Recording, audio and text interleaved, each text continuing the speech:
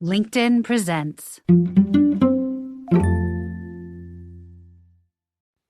Welcome to the Human Capital Innovations Podcast.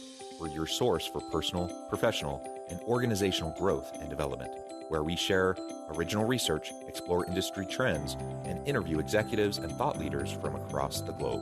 We hope you join us often for practitioner-oriented content around all things related to leadership, HR, talent management, organizational development, and change management.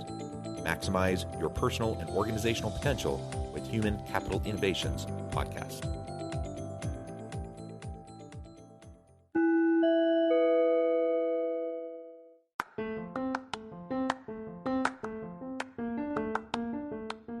Do you enjoy the Human Capital Innovations Podcast?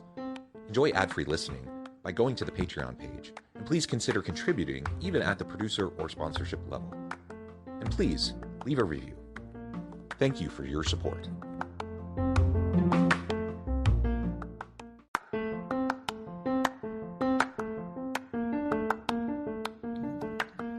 Welcome to the Human Capital Innovations Podcast. In this HCI Podcast episode, I talk with Matthew Dix about how creative people and the maker of things can approach time more thoughtfully and productively.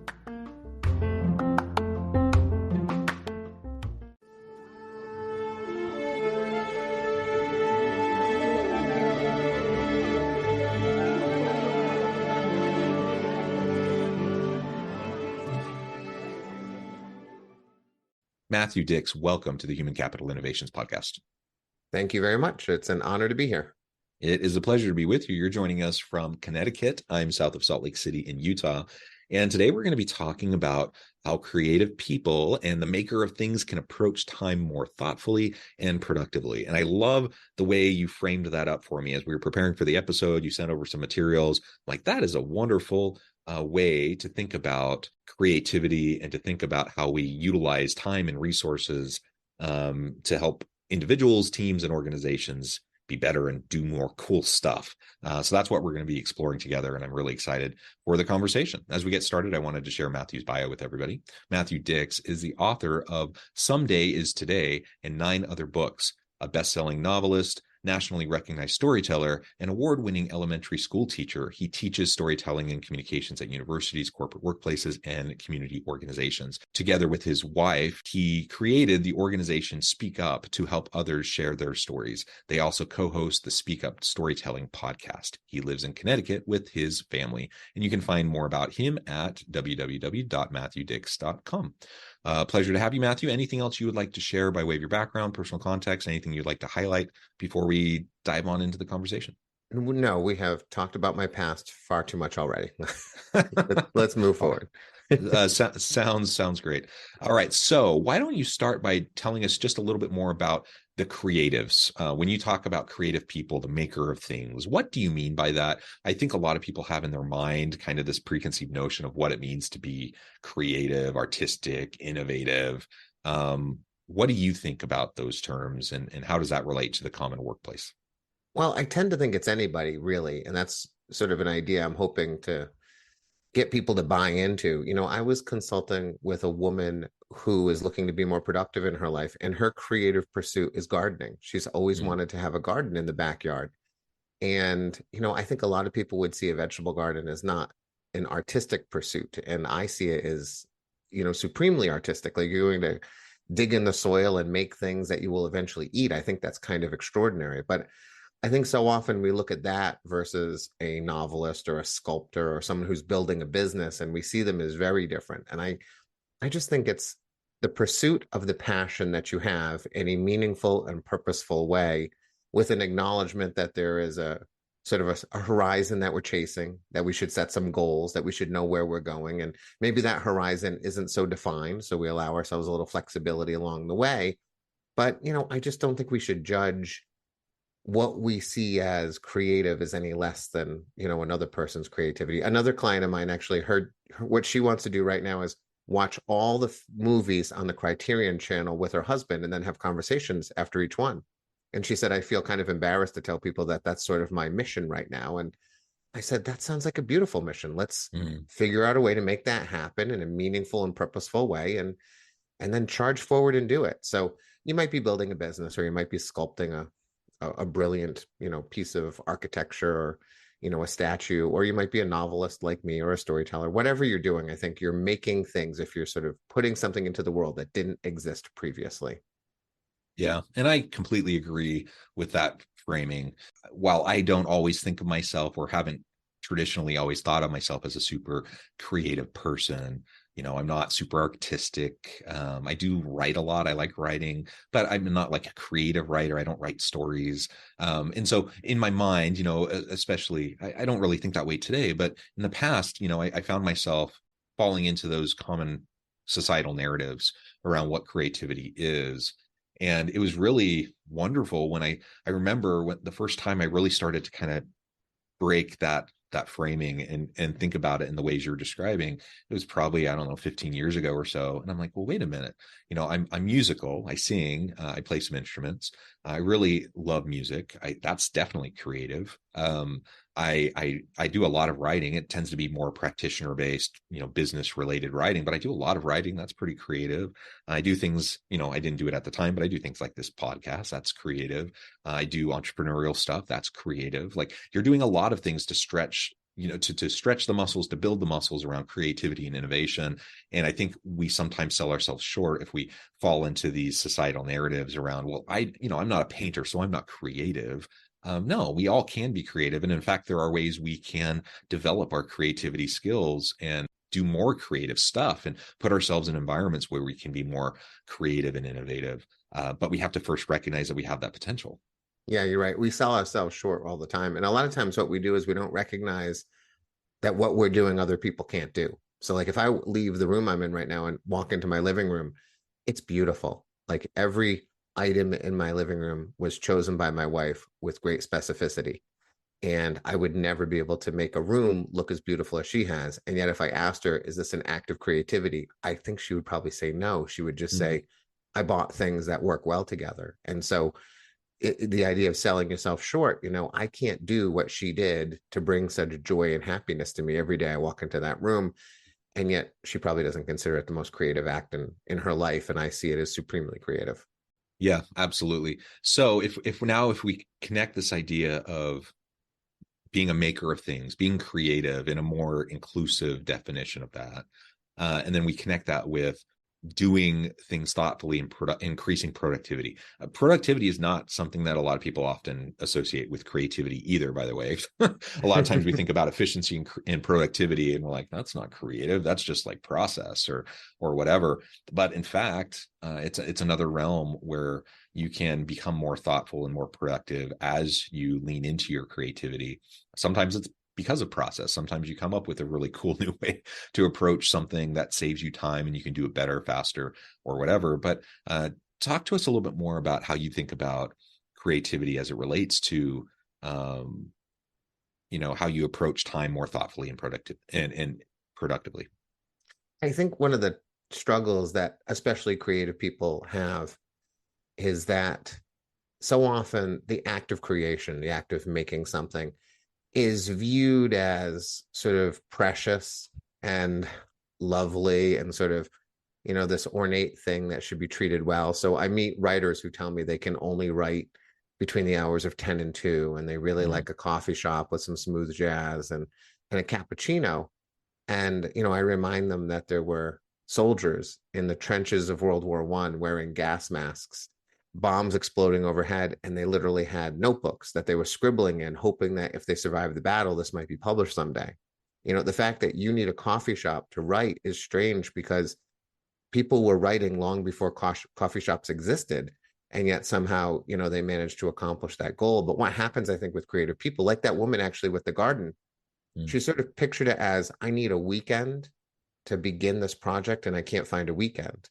And for her, I said, well, how about if you just buy some steaks today? How about if you just go on Amazon and buy steaks? Because that would be one step in 1,000 that you need in order to achieve the garden, And so rather than sort of being precious and pretentious quite often in the act of creation, we can instead look at this. We can instead look at our time as, well, some of the things I have to do require 2 minutes to get this job done. And some require 8 minutes and some require a block of 3 hours. And if we stop being so precious about our time, we can make more things and we can become more productive. But we have to first acknowledge that we're just too precious with the act of creation, and we just see it as something that must be done in a certain way at a certain time under certain circumstances. And none of that is true.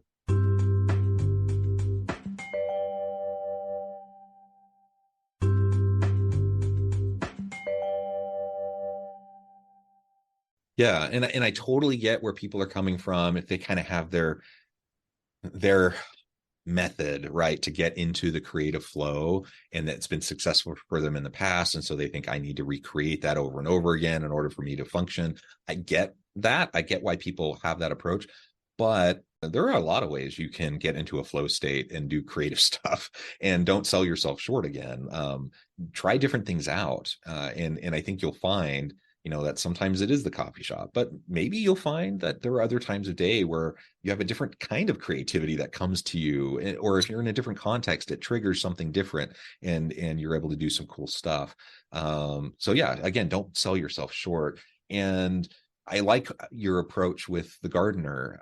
I find that sometimes, we all battle with procrastination. I think I'm a pretty efficient, a productive person. I don't feel like it's like one of my huge struggles, but I do notice, like, yeah, there are times, especially when it's a bigger thing, there are times where I'm just like, I just really feel like I need a big block of time to be able to knock this out.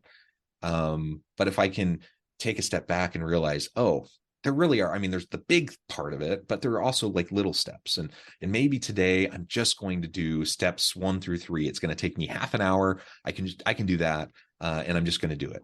And what I often find is not only, if I literally only have time to do that one thing or those 3 little things, not only can I knock those out, so now I don't have to worry about them the next time, but a lot of times once I just start going, then that unlocks my flow, and it unlocks that procrastination that was kind of taking over, that has now gone away. And then I realized, hey, you know what, I'm ready to go. Like I've been dreading this, I haven't wanted to do it, but I just started doing some simple things. I gained a little bit of momentum, and now I'm ready to rock and roll. And that, and then all of a sudden I pound out something really cool that I hadn't even planned on doing that day, because I just got into that flow state.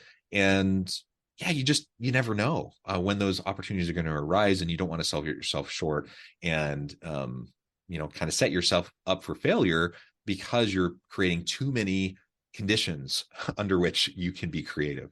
Yeah, I think that, every act of creation, everything that we're going to make that's worth something is 1,000 tiny steps. And some of those steps are demanding in terms of everyone needs to be quiet and leave me alone for a little while, but so many of them don't. When the Sistine Chapel was painted, there was a day when Leonardo needed to buy paint, and he needed to put up some scaffolding and buy a ladder and make sure that he could get up there. And all of those steps, you said maybe I can only do steps 1, 2, and 3 today. I always say maybe you can do step 2, 19, and 36 today. I often tell people, break your project into parts, and then you don't have to do them in order. You just do the one that you can do on that day. And so when you look at your time and you say, for me, I will say, I have 8 minutes before I have to jump on a podcast with John. What can I accomplish in 8 minutes? I'll tell you that before I spoke to you, I made a very quick recording for a team at a company who wanted me to respond to a question. And so I said, I could probably do that in 8 minutes. And it took exactly 8 minutes. I finished the recording. I looked and went, okay, and now I'm switching to this call. And so I think what happens with most people is they say, I only have 8 minutes. What am I going to do? And then they do what most people do, is they pick up their phone and they look at things that don't make them feel good and probably make them feel worse about themselves by the time they put their phone back down. So one of the things I always encourage people to do if they want to sort of start this journey is you make a list of everything you could do in 10 minutes and just make that list, because our lives are mostly constructed of 10-minute increments that we waste. We waste by futzing around or looking at our phone or going into the pantry and grabbing a handful of potato chips. But if you actually have a list of things that you can do in 10 minutes and you have that list sort of in your brain and you ingrain it with yourself, when I have 10 minutes, I go, my son's right over there. I can wrestle for 10 minutes and we will remember that for a very long time. Or I can pet the cat for 10 minutes. Or I can reread the page I wrote this morning. I don't think I can make new content right now. I can't advance my story, but I can go reread what I wrote and find the errors and look for revision opportunities. I have a book by my door right now. It's the Groucho Marx list of essays that he wrote over the course of his life, because I'm always waiting for my son to find his shoes before we go to like Little League practice. And I know what happens to most people is while they're waiting for their kids or their spouse, they're looking at their phone by the door. But I have a book of Groucho Marx essays. So while I'm waiting by the door, I've positioned something so that I can be productive in a way that's joyous to me. I will laugh by the door reading a book while everyone else is sort of running around, looking for the things they need to get out of the house. But we have to start thinking of our time in that way. In terms of minutes, my production manager who read my book, she said the single most valuable thing I took from it was, she said, I always thought I needed at least 30 and sometimes 60 minutes to do something. And if I didn't have 30 or 60, I shouldn't even bother getting started. She said, now I look and I go, oh, 4 minutes. I could write 3 sentences in 4 minutes. And that's 3 sentences closer to what I'm trying to get to. So start thinking in minutes instead of larger chunks of time. I think that's going to help a lot. Yeah. And of course, it's appropriate to have downtime. And so you don't have to schedule every last moment of every day. And that's not what you're saying. But there are opportunities where you have smaller chunks of time, whether it's 5 minutes, the 10 minutes, the 20 minutes, whatever. And I really do notice like there are people who, unless they have a 2-hour chunk of time, they're just like, I can't get anything done anyway, so I'm just not going to bother. Yeah. And then all of a sudden your day slips away from you and you really didn't get much done because you fall into that trap and you waste your time. So absolutely practice self-care, have downtime, play with your kids, go on a walk, do those sorts of things. And some of those, you want to schedule too, or just at least make sure that you're prioritizing them. But there are other things like, I have a meeting at 11 o'clock and we're going to finish this podcast episode and I'm going to do a little bit of editing. And then maybe I'll have time to answer a few emails, or maybe I'll have a time to do XYZ, whatever. And as long as I have that in my mind and I'm not just giving myself the out of saying, well, I don't really have time to do anything, so I'm just going to kind of sit around for 15, 20 minutes, whatever, then I'm missing out. You add all those chunks of time up throughout the day, and all of a sudden it's like, no wonder you're not getting stuff done. No wonder you're not being creative, because you're locking yourself into this previous, this preconceived notion that you have to have like huge chunks of time to get anything done. Yeah. And I can't stand the phrase downtime. Because like if you listen to what I said for those 10 minutes, like one of them was wrestle with my son. And another one was pet my cat, which is a legitimate thing that I do quite often. Right. I actually know the science behind that tells me that not only do I want to pet my cat, but it's actually great for my brain chemistry when you pet an animal. So like I know both of those things are good for me. But I think what some people do is they say, I've got 12 minutes, and they think of it as downtime, which is sort of, I'm going to waste the time. I am going to look at something that is meaningless that I will never remember and doesn't do me any good. Like one of my favorite things, and if you look at brain science, it's true. Just looking into a tree, laying underneath a tree and looking up into the branches and leaves is incredibly good for your brain chemistry. And so if I have 2 minutes, if I'm outside at my car and I'm still waiting for my son for Little League or whatever, there's a tree right next to the driveway. And my son often finds me laying under the tree, looking up into the leaves. Now, someone might say Matt's taking downtime, but what I would say is I'm taking leisure time in a purposeful and productive way that I know is good for me and will be purposeful meaningful and thoughtful, right? Yeah. But most people don't do that. I think most people's lives are led like water down a mountain. They just follow the path of least resistance. And then they reach a point in their life and they think, God, well, how did I end up here? And it's because they didn't take active decisions. And so often those decisions are more challenging than doing nothing. It's a little more challenging to lay under a tree, to say to yourself, I'm going to go lay under the tree. I'm going to go find the cat. I'm going to go wrestle with Charlie. It's much easier to say, I'm going to open up this phone and go look at something or watch a YouTube video that I will absolutely not remember 3 days from now, and just sort of like allow that drug to stimulate my brain in a negative way. That's what most people do. So if we just start thinking a little more proactively and productively in our downtime, we make our leisure time meaningful. I think that's really important.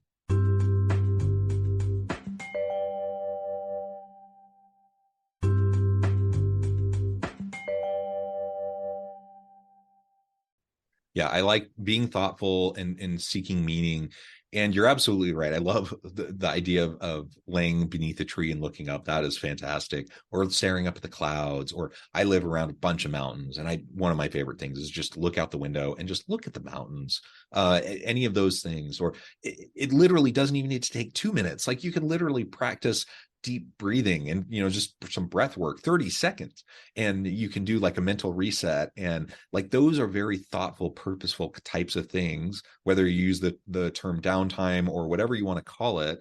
Then ultimately you do those things consistently throughout the day, you will be a much healthier person. Yeah, and you'll approach your work much better too, because when it actually comes time to do that real productive work, you're just going to be in a better headspace. My wife always says that I'm the only happy elementary school teacher she knows. She says probably in the country.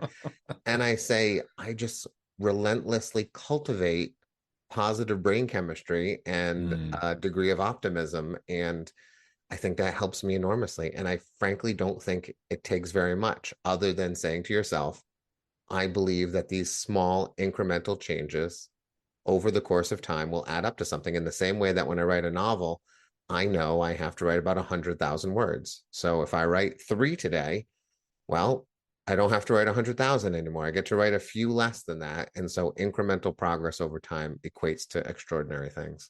When you sent over materials in advance of this episode, and I was looking through it, one of the points you made was around your 100-year-old plan. Tell us a little bit more about that and how that relates to the conversation. Sure. It comes from the idea of regret, really. There was a moment in my life when I was the victim of an armed robbery. A gun was put to my head and the trigger was pulled. And it was a horrific and terrible night in my life. And the thing that astounded me most about that night was I truly believed that these 3 men were going to kill me. And they counted down from 3. And in those 3 seconds, which felt like forever, I didn't feel any fear or anger or even sadness. The only thing I was consumed with was regret over the things I had yet to accomplish. And I was only 21 at the time. So, it wasn't like I was 40 and had wasted my life. But I just felt deep regret. And if you speak to hospice workers, they will tell you that in the final days of people's lives, the things they tend to talk about most are regret. It's the things they haven't done. And so with that perspective in mind, I sort of adopted this philosophy. I sort of understand, or I've come to this understanding, that in the moment, we are very unreliable decision makers. Like if you ask me what I want to do right now, I would go play golf with a hot dog in one hand and a cheeseburger in the other. And that would be my ideal day. And if I did that every day, I would theoretically be happy, except I know I would not. At least what would happen is the 100-year-old version of me, the one that I like to imagine on his deathbed at 100, he's looking back over his life. And that 100-year-old version of me is saying, there are days when you should absolutely play golf and eat a hot dog. And maybe even many days, particularly if you're hanging out with friends and getting exercise and you put the bag on your back and you do all the things that are going to be good for you, do it for sure. But God, your kid's growing up so fast, make sure you wrestle with him. And cats don't live long enough, so you better pet them while they're still around, and there's a lot of books to read. So make sure you put that Groucho Marx book by the door, because you're going to want to get through that one. So when it comes time for me to make a decision about how I'm going to spend my time, truly, whether it's 10 minutes or 10 hours, I ask the 100-year-old version of me, I say, what would you do? And that causes me to make much better decisions. It causes me to go, he does not want me to watch television, So I love television. I adore it. I think it's fantastic. And yet I watch very little of it, because the 100-year-old version of me says, go do something. There will be a time when nobody wants to hear from you anymore, and you can't get up like you used to, and you can't play golf anymore. And that's when you can go watch the 12 seasons of Dexter that your friend says you have to watch, right? But somehow I don't think at the end of my life, I'm going to be thinking, I didn't watch enough TV. I think I'm going to be thinking other things, and I'm trying to avoid thinking those other things. So I encourage people to play a much longer game and say, how should I spend today? Well, don't ask yourself in the moment. Ask the future version of yourself, because that person has more wisdom. And so often I have altered the course of my life in a meaningful and really healthy way by just saying, I just don't think the future version of me wants to do this right now. Or the future version of me wants me to do it, as afraid or as hard as this thing might seem, that he's saying, do it now, because you might never be able to do it again. So for Yeah. goodness sake, like go do stand-up, which was the scariest thing I have done in a long Mm. time. Go do stand-up comedy. You're probably going to bomb and it's going to be terrible, but imagine if you got to the end of your life and you never tried. And so be thinking ahead and ask that future version of yourself, seek that wisdom. I love it. Matthew, this has just been such a great conversation. You've given me a lot to think about. I really encourage the audience to do some self-reflection around all of this too, because I think we all have opportunities, room for improvement here, to not only just be more mentally and physically healthy and approach life in a more thoughtful and productive way, but to unlock that creativity, the innovation that's within all of us. Again, that could be in our personal lives, that could be hobbies, that could be relationships, but it can be in the workplace too, and it can be with our teams, and there's so much we can do. And I just love your perspective. Before we wrap things up for today, I just wanted to give you a chance to share with the audience how they can connect with you, find out more about your work, where they can find your books, and then give us the final word on the topic for today. Sure. Well, they can find me at matthewdix.com.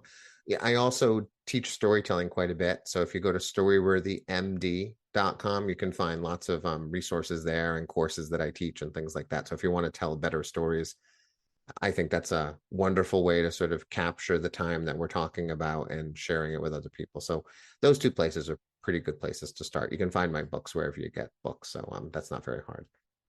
In terms of sort of a final thing, I want people to always remember the number 1,440. I don't think it's a number that is known well enough in the world today. It is the number of minutes that you have in a single day. And as I said before, I think when we start thinking in minutes instead of blocks of time, I think our lives can start to change. And so if you keep that number in your head, that's a lot of minutes. That's a large number. And even if you spend half of them sleeping, and probably maybe a little less than half is what I would recommend, but maybe a third, you still have a lot of minutes. And so when you think you don't have enough time to do things, remember 1,440, and just, that's a lot of time. Make sure that you're using it well. I love it. Matthew, thank you so much. It's been a pleasure. I encourage the audience to reach out, get connected, find out more about what Matthew can do for you. Check out his books, check out his storytelling resources, all the really cool stuff that Matthew is doing. And as always, I hope everyone can stay healthy and safe, that you can find meaning and purpose at work each and every day. And I hope you all have a great week. Do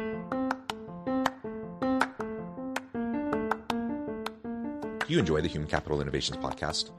Enjoy ad-free listening by going to the Patreon page, and please consider contributing even at the producer or sponsorship level. And please leave a review. Thank you for your support.